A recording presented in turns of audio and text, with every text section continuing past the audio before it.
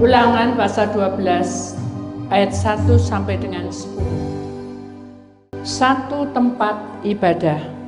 Inilah ketetapan dan peraturan yang harus kamu lakukan dengan setia di negeri yang diberikan Tuhan Allah nenek moyangmu kepadamu untuk memilikinya selama kamu hidup di muka bumi. Kamu harus memusnahkan sama sekali segala tempat di mana bangsa-bangsa yang daerahnya kamu duduki itu beribadah kepada Allah mereka, yakni di gunung-gunung yang tinggi, di bukit-bukit, dan di bawah setiap pohon yang rimbun.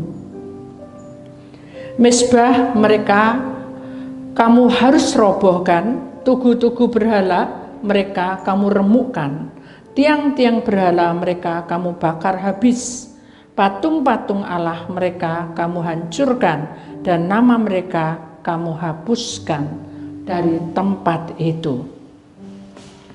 Jangan kamu berbuat seperti itu terhadap Tuhan Allahmu, tetapi tempat yang akan dipilih Tuhan Allahmu dari segala sukumu sebagai kediamannya untuk menegakkan namanya di sana. Tempat itulah harus kamu cari dan kesanalah harus kamu pergi. Kesanalah harus kamu bawa korban bakaran dan korban sembelianmu, persembahan persepuluhanmu dan persembahan khususmu, korban nasarmu dan korban sukarelamu, anak-anak sulung, lembu sapimu dan kambing dombamu. Di sanalah kamu makan di hadapan Tuhan Allahmu dan bersukaria kamu dan seisi rumahmu, karena dalam segala usahamu engkau diberkati oleh Tuhan Allahmu. Di sanalah kamu makan di hadapan Tuhan Allahmu dan bersukaria kamu dan seisi rumahmu, karena dalam segala usahamu engkau diberkati oleh Tuhan Allahmu. Jangan kamu melakukan apapun yang kita lakukan di sini sekarang, yakni masing-masing berbuat segala sesuatu yang dipandangnya benar. Sebab hingga sekarang kamu belum sampai ke tempat perhentian dan ke milik pusaka yang diberikan kepadamu oleh Tuhan Allahmu. Tetapi apabila nanti sudah kamu seberangi sungai Yordan dan kamu diam di negeri yang diberikan Tuhan Allahmu kepadamu untuk dimiliki, dan apabila Ia mengaruniakan kepadamu keamanan dari segala musuhmu di sekelilingmu dan kamu diam dengan tentram. Bapa, kami sangat berterima kasih kepadamu karena orang yang benar-benar dipilih itu berarti Engkau mengutus kami melewati lorong-lorong lembah yang kelam di dunia ini.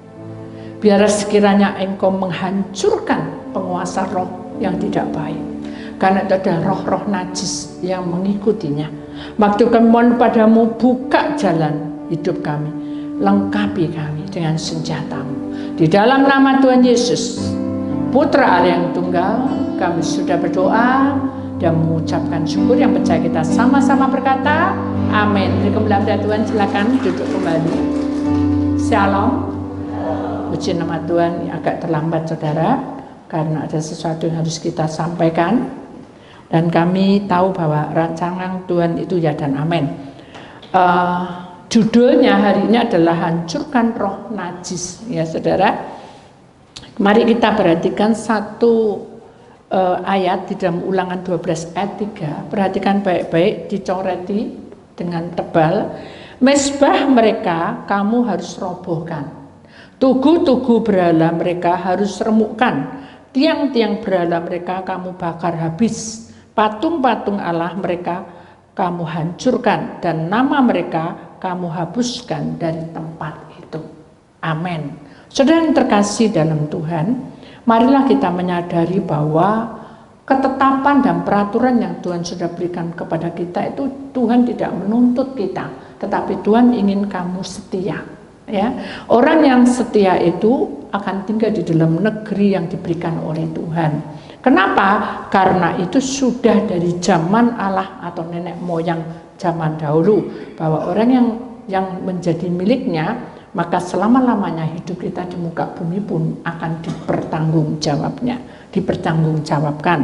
Tapi kita harus tahu bahwa apakah yang dimaksudkan di dalam misbah mereka kamu harus robohkan. Kita tidak mencari musuh, tetapi misbah ini adalah sesuatu yang kami punya, yaitu tubuh kami. Ya saudara, tubuh kami yang fana ini, yang memiliki keakuan, memiliki perkara-perkara dunia, itu harus dipatahkan, dirobohkan. Bagaimana cara merobohkan? Maaf, bisa salibnya taruh di sini. Maaf, saya bisa bantu salibnya ditaruh di samping saya. Jadi misbah itu adalah kepribadian kita, ya. Kepribadian kita yang harus dirobohkan. Keakuan kita di bawah aja, di bawah. Agak ke sana. Ya, makasih. Hidup kita ini tidak lepas dari salib, ya. Salib yang terpampang ini adalah jalan hidup kita. Semua manusia di muka bumi itu pasti akan mengalami salib. Dan salib itu adalah tantangan hidup kita. Tetapi di dalam Ulangan 12 ayat 3, kalau kamu mau masuk jalan salib, maka misbahmu itu yang memiliki keakuan, minta menangi dewe, ya, suka ngatur, karep-karep sendiri, itu harus dirobohkan.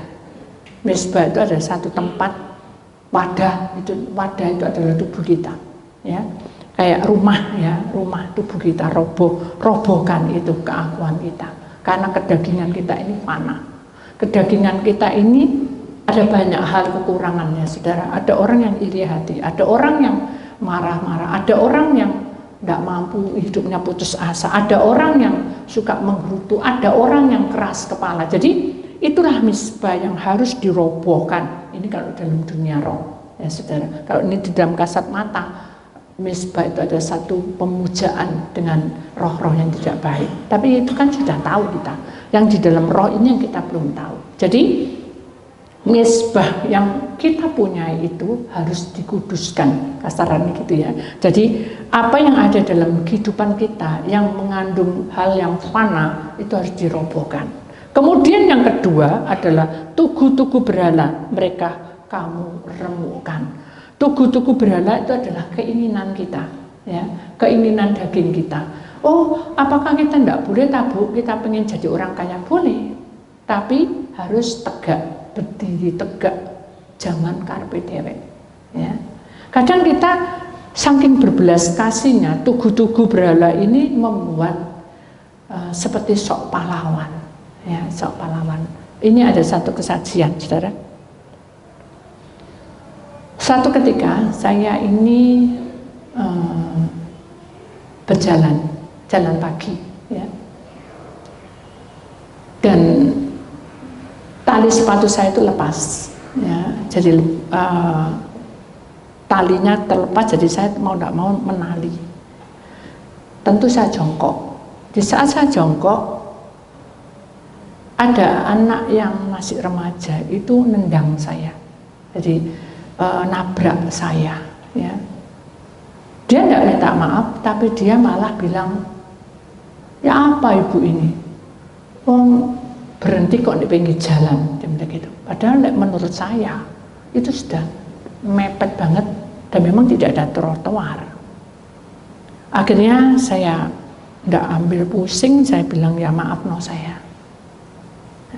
Kata maaf itu, saudara, orang buat kita terperangah, tahu ya terperangah. Wah, baik ya, aku ngomel, dia bilang minta maaf. Tapi kata maaf itu kadangkala itu akan dibuat iblis untuk ajang pamer, ya, ajang pamer. Ibu kok baik, dia bilang gitu. Maaf ya Bu, saya sendiri aja mengaku, saya sendiri pusing.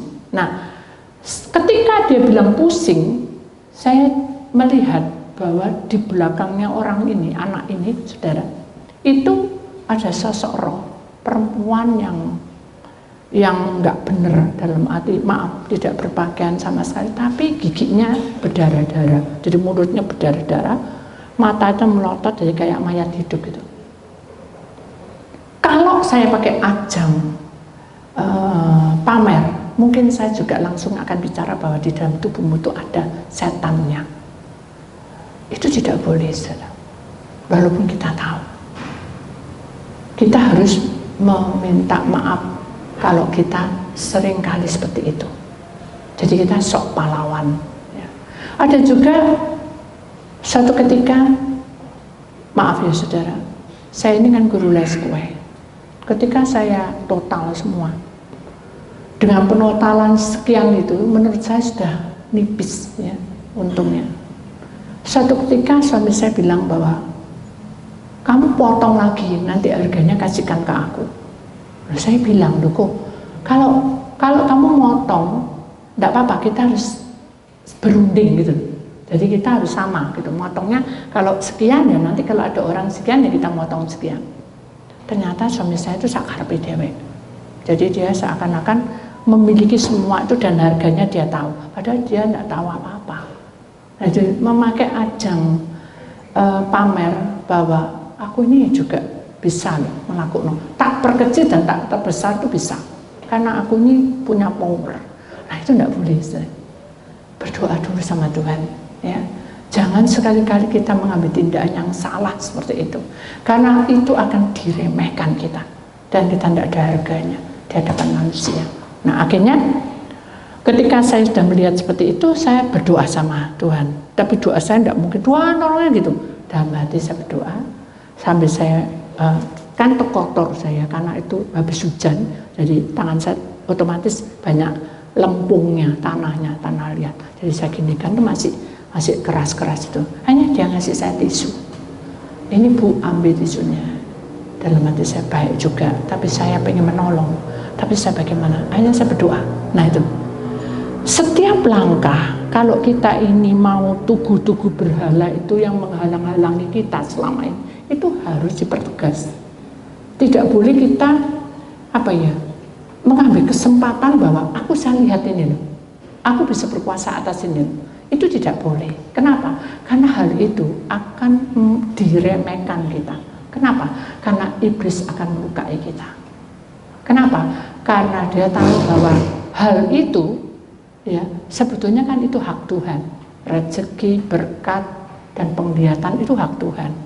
Hanya saya bilang gini, Tuhan, ya sudah, saya juga tidak mau mendahului Engkau, karena saya pernah mengalami sesuatu yang tidak menyenangkan, mendahului, akhirnya setan nyerang saya. Jadi akhirnya saya bilang, ya sudah, saya tidak mau, Tuhan tak serano. Tapi anak ini sudah pergi, jadi pergi. Kalau secara logika, waduh, wis hilang, tidak ada lagi kan gitu ya, saudara. Tapi salib yang ada itu membuat saya tertekan. Aduh, kenapa aku tidak ngomong? Itu beban, kayak salib. Jadi kayak ada tekanan. Aduh, kenapa ya aku kok tidak ngomong tadi? Tapi apa Tuhan tidak jawab? Jadi itu ada satu pertentangan di situ. Itu adalah tugu-tugu berhala. Jadi kita harus tahu bahwa tugu-tugu berhala itu tiba-tiba aja di depan kita. Dan kita menjadi sok, kita akan merasa bahwa kita bisa menguasai, padahal itu tidak, kita tidak punya kuasa apapun. Intinya gitu. Akhirnya saya menyesal, makan yang tidak enak, minum yang tidak enak, tiap pagi sampai 3 hari berturut-turut itu malah tidak ketemu. Begitu saya sudah bilang, nah ini saudara, ya sudah Tuhan tak serahno. Saya tidak tahu anak itu, karena saya melihat bahwa anak itu kok tidak pas, serem. Karena dia sudah gerowak semua, berarti kan alamat ya. Orang ini bisa ngeheng anak ini. Dah, saya serahkan. Begitu saya serahkan saudara, tiba-tiba saya disapa. Pagi Bu. Oh, kok pagi? Sore Bu, itu kan pagi. Hah? Kok pernah saya dengar ya? Betul saya tengok, oh, itu anak ini. Terus kan gembira saudara. Saya pengennya cerita, tapi saya tidak berani. Tuhan, bicara Engkau, karena saya tidak mau bahwa hal itu membuat diri saya akan menjadi merasa bersalah. Sudah sekarang Tuhan bertemu, tak serah, benar ditata sama Tuhan. Jadi tugu-tugu berhala itu sebetulnya adalah kepribadian kita yang menonjol. Itu tidak boleh. Karena orang yang menonjol tanpa Tuhan akan hancur. Jadi belajarlah untuk meremukkan itu menghancur, buang itu semua. Rasanya kayak sudahlah, ini bukan bagianku, tak serano aja sama Tuhan. Nanti dibuka sama Tuhan. Begitu tak serano, tiba-tiba dia bilang gini, Ibu, saya itu sering pusing, tapi saya pergi ke dokter mana-mana tidak ada. Sekarang ini saya cuma hanya satu harapan saya. Besok itu saya akan dibawa ke suatu tempat dan katanya harus ada sesuatu acara adat, bukan adat, acara yang buat saya tidak setuju. Saya itu sedih, semalam-malam tidak bisa tidur. Nah, saya doa, Tuhan boleh tidak saya masuk? Malaikat yang jaga saya, dia ada di samping saya, bicara. Nah itu saja. Jadi kalau kita ini ngomong dengan orang, kita bicara dengan siapapun atau dengan setan pun, kita tidak bicara, setan nyerang kita. Kalau itu kehendak Tuhan, malaikat ada di samping kita. Dan itu pun tidak akan kelihatan, tetapi kita akan merasa ada sukacita. Paham ya saudara? Jadi saya berharap bahwa saudara bisa mengerti tugu-tugu berhala itu adalah pribadi kita juga. Kita harus patahkan. Jadi kita belajar untuk memahami. Hanya saya bilang, ya udah berdoa aja. Kita serahkan sama Tuhan. Oh ya Bu, tolong bantu saya doa. Tiba-tiba gitu. Begitu doa, rohnya keluar. Saudara. Begitu keluar rohnya, dia bilang bahwa hidupku ini aku pengen mati aja. Karena selama hidup ini aku tidak pernah mengalami suatu kebahagiaan. Saya selalu jatuh ke salah, saya selalu bermasalah, saya selalu tidak baik di hadapan orang tua, di hadapan siapa gitu.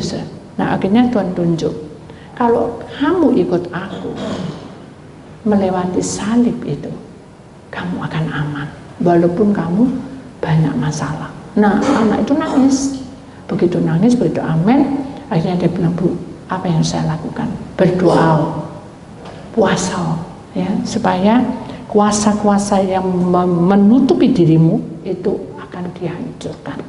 Begitu 3 hari atau 4 hari saya lupa, kita bertemu di gereja. Akhirnya kita berdoa, karena saya waktu itu juga masih guru sekolah minggu, jadi yang mendoakan adalah pendeta saya. Dan didoakan, dia kejet-kejet gitu. Terus dia ketawa-ketawa, jadi kayak orang kesurupan gitu. Lalu saya bingung, kenapa kok dia sampai kayak gitu ya? Tadinya kan sopan, bisa lompat sana lompat, bukan kekuatan dia. Begitu saya berdoa, menyerah, berdoa, Tuhan bilang buka mata. Saya buka mata. Pendeta saya tutup, karena dia doa. Bantu doa hambaku, saya doa. Begitu saya doa, saudara, ternyata di dalam diri orang itu ada tiang-tiang berhala yang menutupi dia dan mencengkram dia. Jadi tadi perempuan tadi, setan itu seperti tiang-tiang yang mengikat, yang membelenggu kita sehingga kita tidak berdaya. Nah, laki-laki tadi itu anak ini tidak berdaya, makanya dia lompat sana lompat sini. Setelah amin, dia lemes karena dia banyak gerak, lemes, kasih minum, baru dia bilang bahwa saya punya pegangan. Dan kenapa? Kata pendeta yang saya ikuti situ, ya karena saya sudah tidak ada harganya. Nah ini saudara, jadi demi harga dia memakai sesuatu. Makanya kalau kita menjadi anak Tuhan, jangan pernah kita bilang hidupmu tidak berharga. Di hadapan Tuhan hidupmu itu berharga. Amin. Makanya ada satu nyanyian yang mengatakan bahwa, sebentar ya, saya tidak seberapa hafal nyanyian itu. Ku di tanganmu, ku di hatimu, terus di pikiran, di rencanamu, tak pernah ku sendiri. Jadi nyanyian ini memang ya dan amin. Kalau kita ngimani salib itu berjalan, tapi kita tetap di dalam pimpinannya. Amin.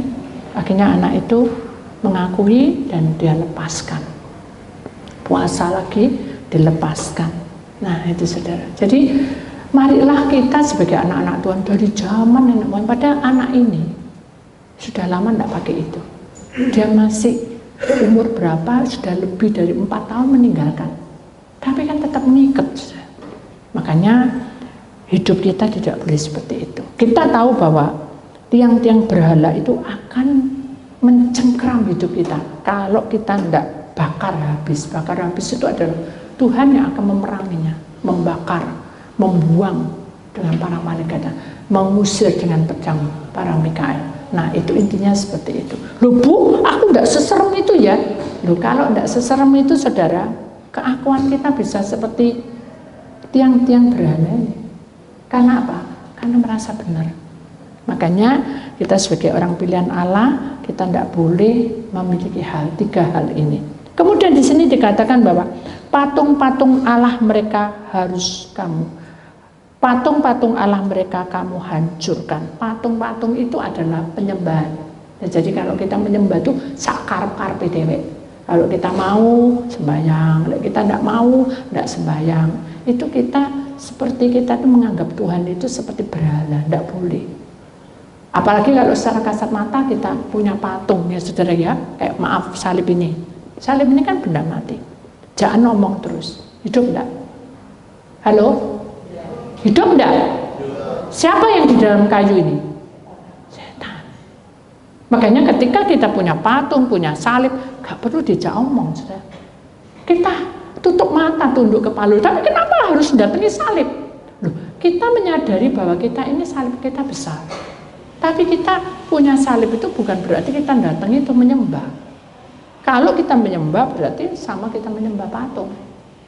Jadi kita tidak boleh lakukan itu. Tapi kalau secara dunia roh, saudara, patung-patung itu adalah sesungguhnya dari kepribadian kita. Kita itu meminta orang untuk supaya kita itu memperhalakan. Ya, seperti kayak saya gini, saya tahu dunia roh. Ya, tapi orang bilang, wah itu enak ilmu nih. Nah itu saya tidak punya. Karena saya adalah manusia biasa. Hidup saya juga sama dengan kalian.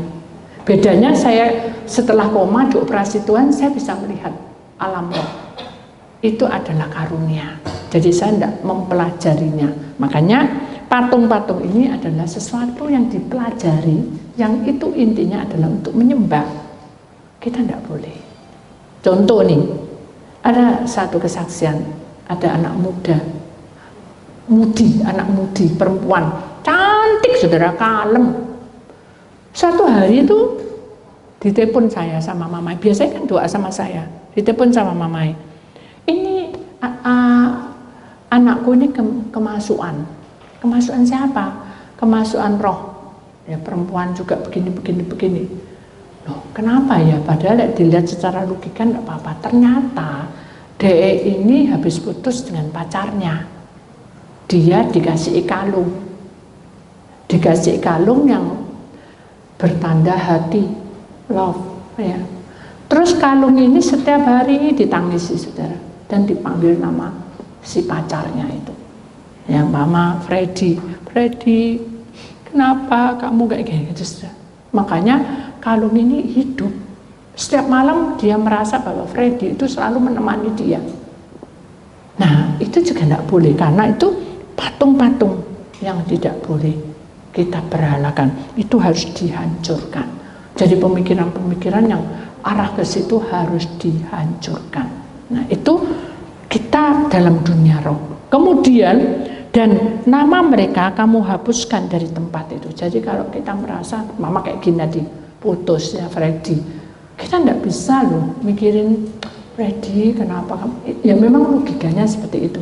Tapi kalau di dalam roh, mbok panggil terus, sing datang itu bukan Freddy tapi setan. Makanya nama mereka kamu harus hapus dari tempat itu di dalam hidup kita dihapus. Yang ada adalah seperti nyanyian tadi, ya.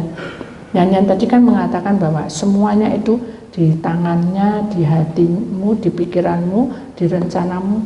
Kita tidak pernah sendiri. Amin. Jadi itulah pelajaran kita di dalam Ulangan 12 ayat 3. Karena kita tahu bahwa Tuhan itu menetapkan hidup kita itu jangan sampai kita salah langkah. Ya, kalau kita salah langkah, maka Tuhan tidak akan memilih kita, bahkan Tuhan akan jauh dari kita. Kenapa? Karena setiap kali kita mau mendekat tapi bukan mendekat pada Tuhan, Tuhan tidak akan bisa dekat. Jadi mari kita minta supaya Tuhan membuka jalan. Kalau kita baca di dalam Ulangan 12 ayat 6, kesanalah harus kamu bawa kurban bakaran. Apa itu kurban bakaran? Kalau zaman dulu secara kasat mata kita nyiapin kayu, nyiapin domba yang tidak bercacat salah. Ini kalau kita masuk dalam dunia roh, kurban bakaran itu adalah penyembahan, menyenangkan hati Tuhan, membakar tubuh roh jiwamu itu masuk dalam hadirat Tuhan. Korban sembelianmu itu adalah tanda bahwa aku berserah, hidupku ini tak serano. Penyembelian itu kan untuk pasrah, ya. Ketika Tuhan itu disiksa, dia pasrah. Karena apa? Karena korban sembelian sudah di hadapannya. Persembahan persepuluhan itu adalah hasil dari jerih payahmu, kamu persembahkan pada Tuhan. Bisa keuangan, bisa tubuhmu. Wah, aku mau melayani. Namanya orang mau melayani itu harus berkorban, saudara. Amin. Jadi kalau melayani ojo karpe dewek, karpe dewek, akhirnya kamu tidak melayani, tapi orang lain bisa melihat kamu tuh gergeten, ya. Jadi marilah kita melayani sungguh-sungguh karena persepuluhan itu dari pribadimu. Kemudian persembahan kursusmu itu adalah ketika kamu menghadapi masalah, kamu mempersembahkan kursus. Tuhan, aku tidak sanggup, tak serano. Itu persembahan khusus. Jadi kamu sudah betul-betul tidak bisa apa-apa, tak serano. Itu persembahan khusus. Paham ya saudara? Ini agak susah, tapi sudah harus perhatikan baik-baik. Korban nasarmu itu adalah janjimu kepada Tuhan apa? Oh, aku mau melayani sampai mati. Itu kan kata-katamu. Itu dicatat loh oleh Tuhan sama malaikat. Itu dilihat. Bukan, coba tak lihat kamu sampai mati benda-benda. Tapi Tuhan itu mengetuk. Ketika kamu melanggar diketuk. Katanya kamu melayani aku. Sama seperti murid Tuhan Yesus. Berjaga-jagalah kamu. Supaya kamu jangan kena pencobaan. Tuhan sedih, karena tahu isi hati mereka. Ditinggal sebentar ngorok, keluak, ngiler. Tuhan datang lagi.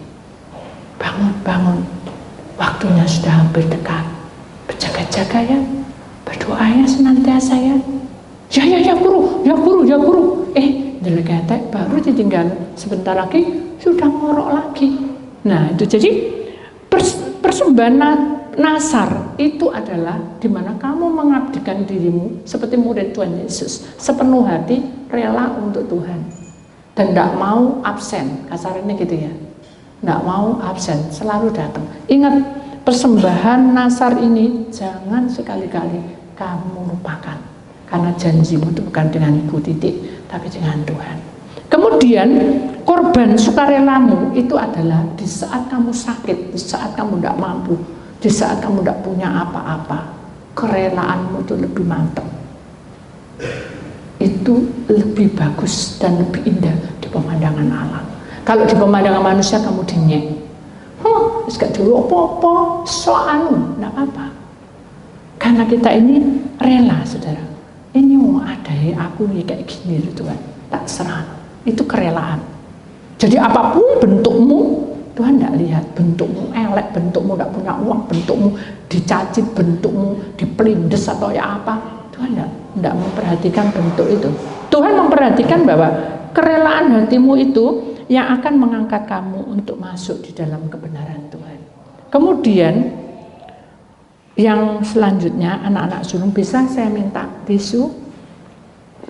Anak-anak sulung, saudara, anak-anak sulung lembu sapimu dan kambing dombamu, itu menandakan bahwa anak sulung itu adalah persembahanmu terakhir, ya, di mana hidupmu dipersembahkan sepenuhnya kepada Tuhan, sepenuhnya. Makasih. Sepenuhnya kepada Tuhan. Jadi kalau di dalam proses manusia, saudara, anak sulung itu adalah betul-betul anak yang dipersembahkan sepenuhnya kepada Tuhan. Jadi mari kita juga belajar untuk mengubah hidup kita, untuk betul-betul mempersiapkan menjadi anak sulung yang setia, makin rela, makin mengerti. Ulangan 12 pasal 1 ayat 6 ini sangat penting untuk pegangan hidup masa depan. Ya saudara, kenapa? Karena di sanalah kamu makan di hadapan Tuhan Allahmu dan bersukaria. Kenapa? Karena seisi rumahmu dan di dalam segala usahamu diberkati Tuhan Allah. Amin. Jadi kita tidak minta yang ayat 7, tapi kita berjuangkan ayat 6 dulu. Amin. Ya, jadi itulah firman Tuhan, saudara. Biarlah kita menjadi utusan Allah, walaupun kita melewati lorong lembah kelam sekalipun. Kalau kita milik Tuhan, kita harus bisa menghancurkan roh najis itu. Karena itu di hadapan Tuhan najis. Kenapa? Karena kita tidak ngerti menjadi anak Tuhan. Kita papoh, tahu papoh, sakarep-karepku. Nah itu tidak boleh terjadi. Kenapa? Karena Tuhan ingin menjadi keluarganya. Amin. Mari kita imani bahwa Tuhan itu bekerja di atas hidup kita dengan luar biasa. Akhirnya saudara dengan seiringnya waktu, saudara, saya di dalam kesaksian itu saya merasa bahwa itu di luar nalar saya, ya. Saya di sini, terus Tuhan izinkan saya pergi ke sana, jauh, bisa di luar negeri, bisa di desa, bisa dan itu Tuhan tunjukin gitu. Apalagi kalau konseling, ya saudara. Kalau konseling itu, saya merasa bahwa sekian lama saya pelayanan, Tuhan itu selalu ikut campur tangan dan duduk perkara saya. Sehingga saya tahu bahwa konseling itu sangat berharga dan berarti. Karena itu ada solusi yang membuat kita lebih mengerti. Jadi kita tidak asal tahu tok, tapi Tuhan tunjukkan semuanya. Dan kalau sudah Tuhan tunjukkan semua, jangan mau cemes ya saudara. Kadang-kadang kalau orang tidak percaya, kadang nyemes. Ya, tapi saya tahu bahwa itu tadi, semuanya itu harus kita mematahkan misbah, itu harus kita robohkan keakuan kita. Tugu-tugu berhala harus diremukkan, tiang-tiang berhala harus dibakar habis-habis. Itu saudara. Kalau kita tidak punya ini, kita tidak akan mampu. Patung-patung Allah, ilah lain, kamu harus hancurkan juga. Karena hal-hal seperti itu kita akan keseret. Demikian juga nama mereka kamu hapus dari tempat itu. Jadi kalau kita mengagumi seseorang harus dihapus karena itu berbahaya. Itu juga berhala. Amin. Jadi mari kita mempelajari satu pujian saudara di sini, ya, bahwa sekalipun saya dibawa kemana-mana sama Tuhan, tapi saya tahu bahwa siapa aku ini, saya tidak mampu. Kalau Tuhan tidak bersama saya, kalau Tuhan tidak di dalam hati dan pikiran saya, rencana Tuhan tidak akan terjadi detik ini. Tuhan itu luar biasa dalam hidup saya. Kalau saya ditolong, Tuhan pasti tolong hidup saudara. Amin. Tuhan pasti memberikan yang terbaik dalam hidup saudara. Amin. Kita lewati karena jalan-jalan Tuhan itu indah pada waktunya. Syukur Yesus, haleluya. Syukur.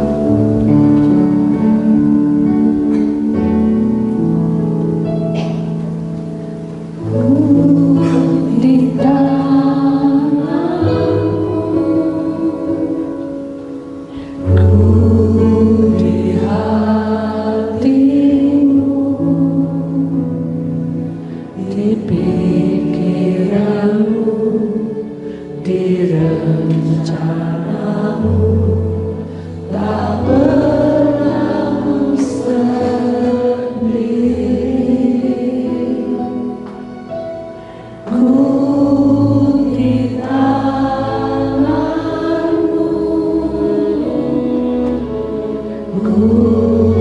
di hatimu,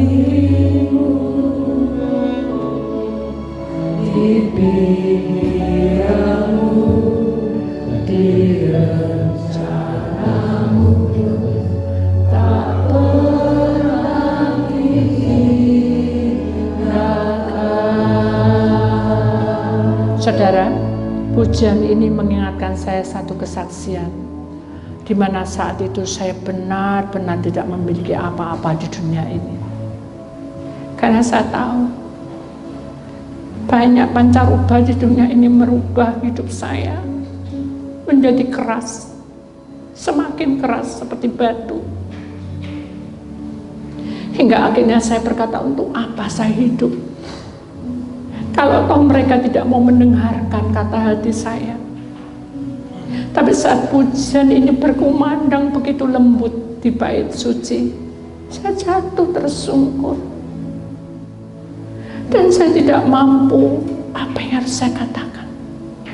Karena yang saya punya adalah tetesan air mata berlinangan sampai membanjiri tempat duduk saya. Dan saya sadar bahwa hidup saya tidak berharga. Saya tahu bahwa hal ini sangat menyakitkan, karena kehidupan saya sebagai kakak nomor 1 adalah power buat saya, supaya saya bisa mengatur adik-adik saya. Tapi selama ini semuanya nihil. Semakin saya dekat pada Tuhan, salib itu menindas dan menindas hidup saya. Karena keakuan saya yang maju, maka saya putus asa. Dengan pujian inilah saya terangkat perlahan-lahan. Bahkan malaikat mendatangi saya, Nobas, lepaskan bebanmu hambaku. Lepaskan ikatan ini. Lepaskan lukamu, lepaskan bebanmu, lepaskan semua yang ada dalam pikiranmu, lepaskan semua kekuatanmu, lepaskan semua yang ada di dalam hidupmu. Ikutlah aku. Lalu saya menjawab, saya tidak pandai, saya juga penakut. Tetapi Tuhan berkata, nah tuh, aku mencintaimu. Di bait suci itu saya sadar bahwa puji-pujian ini mengangkat saya. Adakah di antara saudara mengalami banyak beban? Ambil bagianmu dengan pujian ini dan percayalah bahwa Tuhan ada dan sangat dekat padamu. Mari kita akan bangkit berdiri, kita akan menyanyi perlahan-lahan. Buka hatimu saudara. Syukur.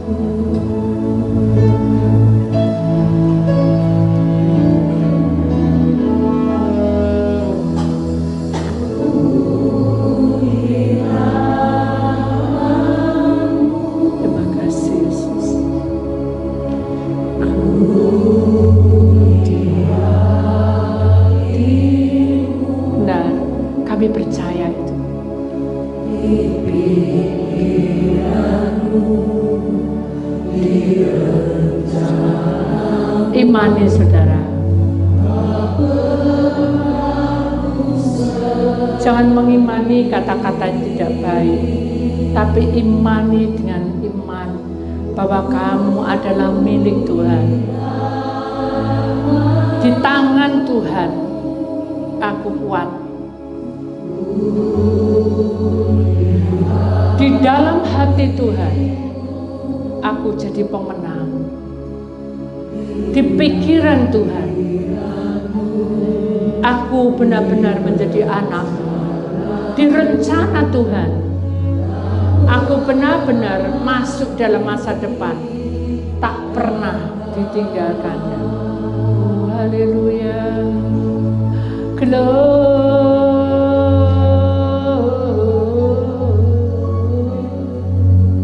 haleluya, haleluya,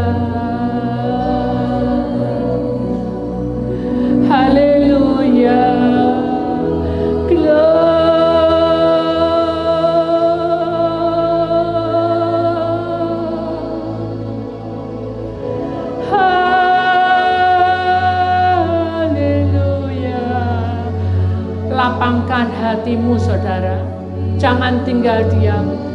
Buka hatimu, jangan berdiam.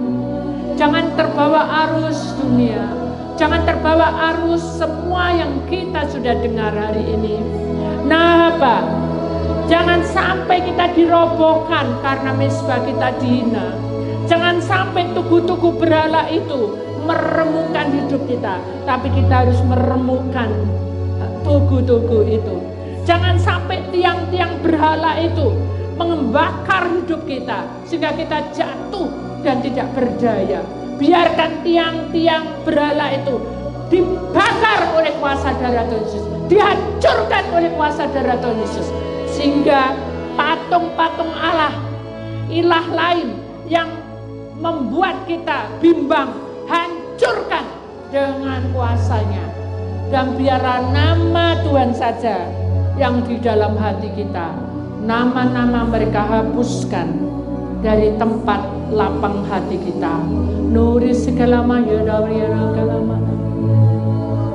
nuri kita segala mahapayanari. Jangan takut, jangan khawatir. Lehupi segala mahapayanari kelamana. Turisi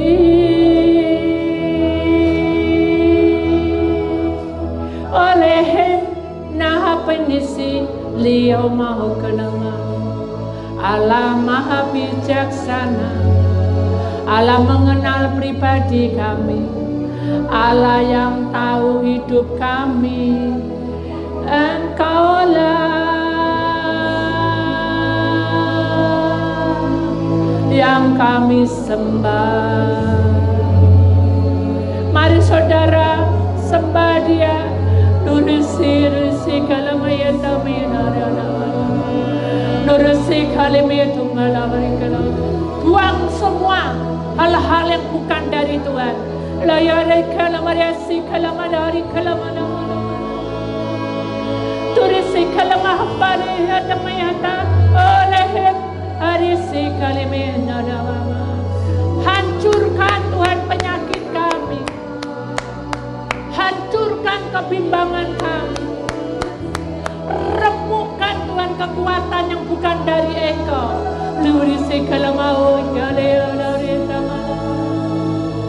Karena Engkau Allah yang kami sembah, Allah yang dahsyat.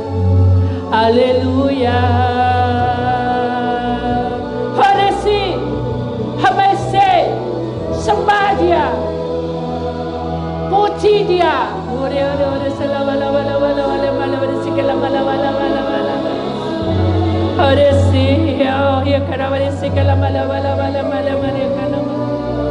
Haleluya.